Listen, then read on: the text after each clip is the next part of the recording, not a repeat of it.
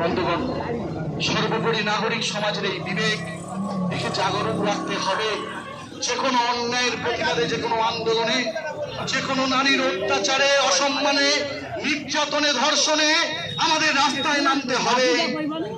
বাংলাদেশ দেখিয়ে দিয়েছে, শ্রীলঙ্কা শুধু নয়, গোটা দেশে একের পর এক গণ আন্দোলন, ছাত্র আন্দোলন, নাগরিক সমাজের বিবেক দেখিয়ে দিয়েছে।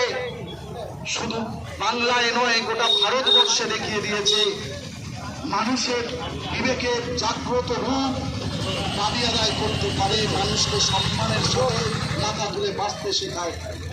আজকে আমার এক ডাক্তারি ছাত্রীগণ ইতিপূর্বে বলেছে, আমি কথার পুনরায় বিব্রত কথা বলে সময় নষ্ট করতে চাই না।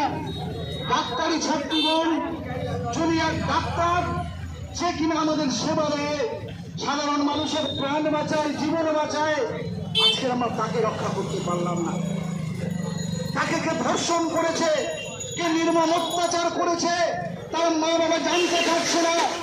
এক বুক যন্ত্রণা নিয়ে শুধু দেখছে, তার মেয়ের হাতের আঙুলগুলো ভেঙে গেছে, গলার ঘাটটা ভেঙে গেছে, সারা শরীর অকথ্য নির্যাতনে, অত্যাচারে নিষ্পেষিত করা হয়েছে। তারপরে সে মারা গেছে, তাকে মারা হয়েছে, হত্যা করা হয়েছে। আমরা এমন স্বাধীন দেশে বাস করছি, আমাদের প্রশাসন এখনো দোষীদের গ্রেফতার করতে পারছে না। অসংখ্য যোগ্যতম প্রশ্ন উঠেছে, একের পর এক প্রশ্ন উঠেছে, যে প্রশ্নগুলো যুক্তিসঙ্গত শুধু নয়, ন্যায়সঙ্গত বটে, কিন্তু সেই প্রশ্নগুলোকে মূল্য দিচ্ছে।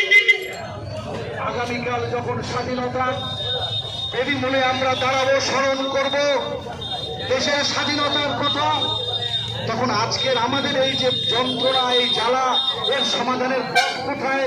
আমরা কি তার পথ খুঁজব না?